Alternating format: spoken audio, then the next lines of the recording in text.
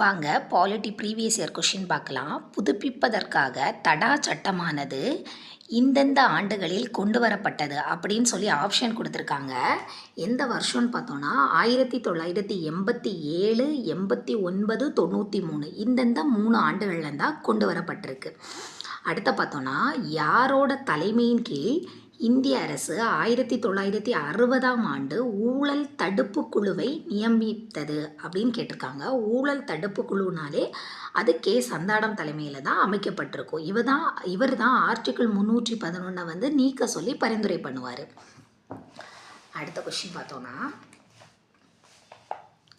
Match பண்ண சொல்லியிருக்காங்க. இந்த பக்கம் என்னெல்லாம் கொடுத்துருக்காங்கன்னா சீக்கிய பயங்கரவாதம், நாகாலாந்து பயங்கரவாதம், எல்லாமே ஃபுல்லாக பயங்கரவாதம், மணிப்பூர் பயங்கரவாதம், அடுத்த வந்து நக்ஷன்பாரி பயங்கரவாதம்.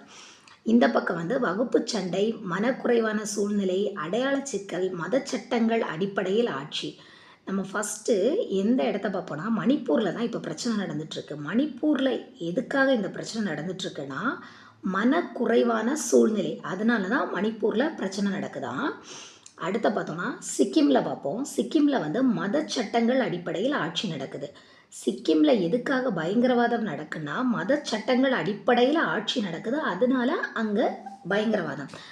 நாதுல்லா கணவாய் அது வந்து சிக்கிம்லையாக்கும் இருக்குது, ஞாபகம் வச்சுக்கோங்க, ஜாகிரஃபியில் கேட்பாங்க. நாதுல்லா கணவாய் வந்து எங்கே நம்ம இந்திய மாநிலத்தில் அமைந்துள்ளதுன்னா சிக்கிமில் தான் அமைந்துள்ளதுக்கு.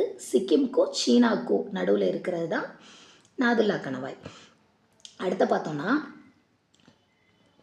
நாகாலாந்தோட பயங்கரவாதம் அது எதுனா அடையாள சிக்கல்னால நடக்குது. நாகாலாந்தில் அடையாள சிக்கல் நடக்குது. மணிப்பூர் ஆல்ரெடி பார்த்தோம், மனக்குறைவான சூழ்நிலை. நக்ஷல்பாரி வந்து பார்த்தோன்னா வகுப்பு சண்டை. இது பார்த்து வச்சுக்கோங்க, இது கொஞ்சம் ப்ரீவியஸ் இயரில் கேட்டிருப்பாங்கன்னு நினைக்கிறேன்.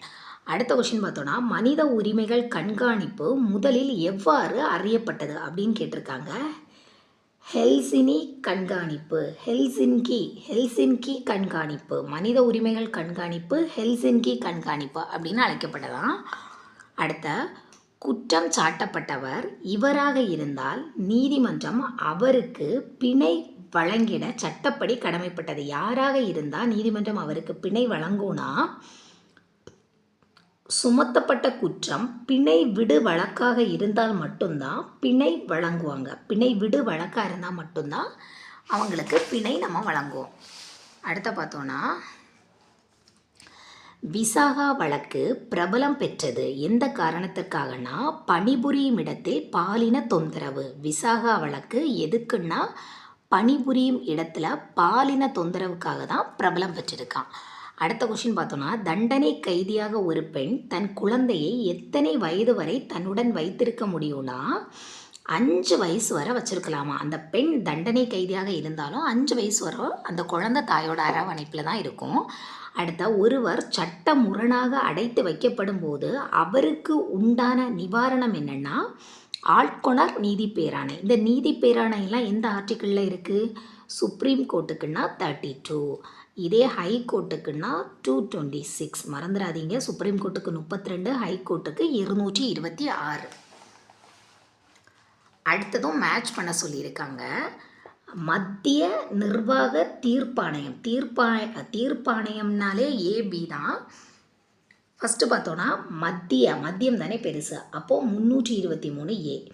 இதே கீழே மாநிலத்துக்கு கொடுத்துருக்காங்க, மாநிலத்துக்கு 323B. இந்த 2 முடிஞ்சிருச்சா? தேர்தல் ஆணையம் நமக்கு தெரியும் 324 ஸ்டார்ட் ஆகி 329 வரைக்கும் தேர்தல் ஆணையம் பற்றினது.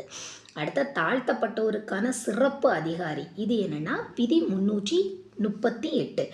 மத்திய நிர்வாக தீர்ப்பாணையம் 323A, மாநில நிர்வாக தீர்ப்பாணையம் 323B. இந்த தீர்ப்பாயம் வந்ததே 14A, அதில் தான் நம்ம கொண்டு வருவோம். தேர்தல் ஆணையம் வந்து 324. அடுத்த வந்து தாழ்த்தப்பட்டவருக்கான சிறப்பு அதிகாரி 338. இப்போ அடுத்த கொஷின் பார்த்தோன்னா எத்தனை மாநிலங்கள் மற்றும் யூனியன் பிரதேசங்களில் மாநில பெண் தகவல் மையம் இதுவரை பெண்கள் மேம்பாட்டிற்காக உருவாக்கப்பட்டிருக்குன்னா 27 மாநிலத்தில் நம்ம வந்து மாநில பெண்கள் தகவல் மையம் வந்து இதுவரை ஏற்படுத்தப்பட்டிருக்கான். அடுத்த பார்த்திங்கன்னா 14 வயதுக்குட்பட்ட சிறுவர்களை தொழிற்சாலைகளில் சுரங்கங்களில் பணிக்கு அமர்த்துவதும் அல்லது மற்றெந்த அபாயம் தரவல்ல வேலைகளில் ஈடுபடுத்துவதும் தடை செய்யப்பட்டது. இதை சொல்லக்கூடிய ஆர்டிக்கிள் வந்து ஆர்டிக்கிள் 24 தான் சொல்லுது. இதே பெண்களை கடத்துதல், அவங்களுக்கு இஷ்டம் இல்லாமல் அவங்கள ஏதாவது துன்புறுத்துதல், அதெல்லாம் எதில் சேரும்னா ஆர்டிக்கிள் வந்து 23 சேரும். 24 14 வயதிற்கு உட்பட்ட குழந்தைகளை வந்து நம்ம சுரங்கங்களில் பணியமர்த்தக்கூடாது அப்படின்னு சொல்லுது. அடுத்த பார்த்தோம்னா சர்வதேச மனித உரிமைகள் பிரகடனம் ஐநா சபையின் பொதுக்குழுவால் ஒரு மனதாக ஏற்றுக்கொள்ளப்பட்டு தெரிவிக்கப்பட்ட தினம் வந்து டிசம்பர் 10, 1948 மனித உரிமை பிரகடனம். அதனால தான் டிசம்பர் 10 மனித உரிமை தினமாக கொண்டாடிக்கிட்டு இருக்கோம்.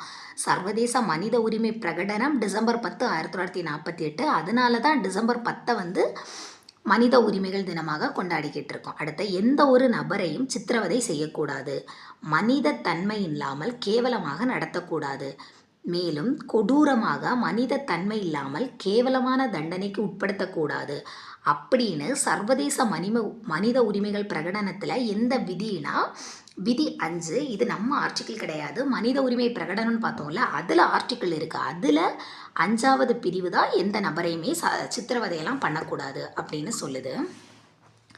அடுத்து இது மேட்ச் தான் சொல்லியிருக்காங்க. இதில் பார்த்தோன்னே தூக்குற மாதிரி என்ன இருக்குன்னா 370னா ஜம்மு காஷ்மீருக்குள்ளது தான். இது இப்போ இருக்கா இல்லையா யோசித்து பாருங்கள். இப்போ இது இல்லை. இதை வந்து நம்ம நீக்கிக்கிட்டு தான் ஜம்முவையும் லடாக்கையும் தனித்தனி யூனியனாக மாற்றிக்கிட்டோம். அடுத்த ஆர்டிக்கிள் 74 கவுன்சில் ஆஃப் மந்திரிகள், அதாவது மந்திரிகளோட அமைச்சரவையை பற்றி சொல்கிறது தான் 74. 75 வந்து இவங்களோட நியமனத்தை பற்றி சொல்கிறது. அடுத்த 356 நெருக்கடின்னு தெரியும். இது வந்து மாநில நெருக்கடி 356. 368 வந்து அரசியலமைப்பு திருத்த முறைகள். இந்த அரசியலமைப்பு திருத்த முறைகள் எங்கேருந்து நம்ம தூக்கிட்டு வந்திருப்போம்னா தென்னாப்பிரிக்காலேருந்து தான் இதை வந்து நம்ம எடுத்திருப்போம்.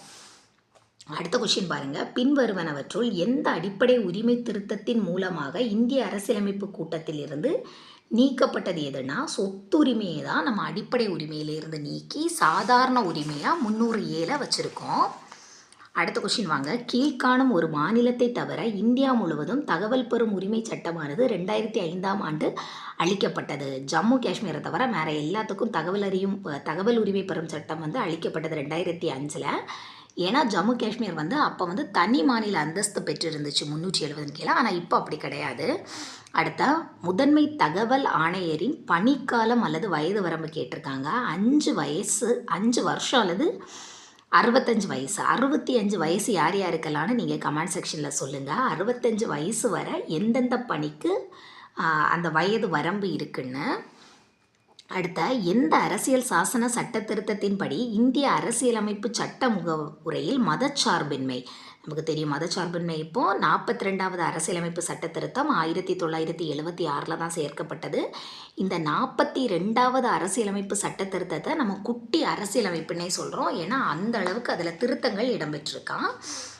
போதும் இவ்வளோ கொஸ்டினும். உங்களுக்கு ஏதாவது டவுட் இருந்தால் கமெண்ட் செக்ஷனில் சொல்லுங்கள். இல்லை நான் கேட்ட கொஸ்டினில் உங்களுக்கு இதை விட நிறைய விஷயம் தெரிஞ்சிருந்தால் அதையும் நீங்கள் சொல்லலாம்.